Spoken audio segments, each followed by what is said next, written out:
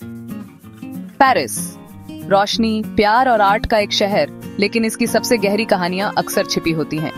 2010 में नीलाम करने वाले ओलिवियर चॉपिन जनवरी एक ऐसे अपार्टमेंट में गए जो 1942 से सील था, लगभग 70 सालों से अछूता। मालिक सोलेंज ब्यूगेरॉन अभी 91 साल की उम्र में गुजरी थी, अपनी दादी के घर कभी नहीं लौटी। अंदर समय थमसा गया था, धूल से ढका बेले एपॉक फर्नीचर, एक टैक्सीडर्मिड शुतुरमुर्ग और सिल्क से बंधे प्रेम पत्र। यह अपार्टमेंट मैडम डी फ्लोरियन का था, जो नाजी कब्जे से पहले पेरिस से भाग गई थी और कभी वापस नहीं लौटी।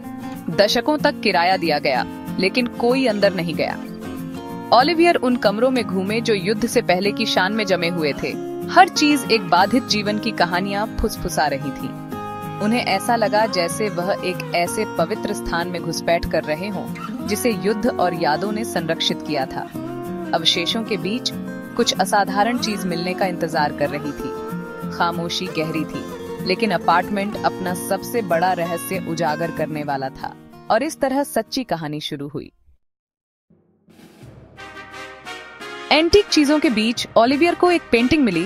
गुलाबी साटन में एक महिला का एक शानदार पोर्ट्रेट। उसकी नजरें पेरिस के ग्लैमर से जीवंत थीं। आर्टकार के दस्तखत जियोवानी बोल्दिनी, प्रसिद्ध मास्टर ऑफ स्विश। विषय मार्था डी फ्लोरियन, प्रसिद्ध सोशलाइट और कोर्टेसन।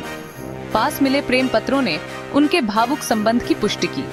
ये पेंटिंग एक मास्टरपीस थी जो समय के साथ खो गई थी, अब फिर से मिल गई। कला जगत हैरान था, ऐसी कृति इतने लंबे समय तक कैसे छिपी रह सकती थी। लेकिन अपार्टमेंट में और भी रहस्य थे जो परछाइयों में इंतजार कर रहे थे।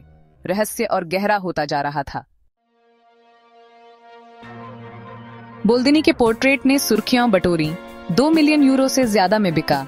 फिर भी जब विशेषज्ञों ने बाकी चीजों को सूचीबद्ध किया तो उन्हें पेंटिंग का एक और सेट मिला, आधुनिक, बोल्ड, जिस पर लियोनी वी के दस्तखत थे। कोई रिकॉर्ड नहीं, कोई इतिहास नहीं, बस कच्ची टैलेंट। एक युवा हिस्ट्रीकार मोहित होकर अभिलेखागार और प्रदर्शनी समीक्षाओं की तलाश में था। एक अकेला सुराग सामने आया, लियोनी वेरे, एक होनहार आर्टकार जो इतिहास में खो गई थी क्योंकि पेरिस में युद्ध फैल गया था। उसने संक्षेप में प्रदर्शन किया था, फिर दुनिया के बदलने के साथ गायब हो गई। कला जगत ने सोचा, लियोनी वेरे कौन थी और उसे क्यों भुला दिया गया? उसका काम शक्तिशाली और ईमानदार जवाब मांग रहा था। उसकी कहानी की तलाश अभी शुरू ही हुई थी। लियोनी वेरे की फिर से मिली कला ने आलोचकों और संग्राहकों को उत्साहित कर दिया। उसकी पेंटिंग 70 सालों से अनदेखी, युद्ध से पहले के पेरिस का एक खोया हुआ खजाना मानी गई। उसके गायब होने की त्रासदी ने उसके काम की मार्मिकता को और बढ़ा दिया। कई लोगों का मानना था कि वह नाजी कब्जे के दौरान मारी गई थी। उसकी आवाज इतिहास ने खामोश कर दी थी। लेकिन एक पत्रकार, एक गहरा संबंध महसूस करते हुए, सोलेंज ब्यूगेरॉन, वह महिला जिसने अपार्टमेंट को संरक्षित किया था, की जांच की। दक्षिणी फ्रांस में उसने 1942 में एक नाम परिवर्तन का पता लगाया। लियोनी वेरे जीवित रहने के लिए सोलेंज ब्यूगेरॉन बन गई थी। भूली हुई आर्टकार जीवित थी, साफ साफ छिपी हुई।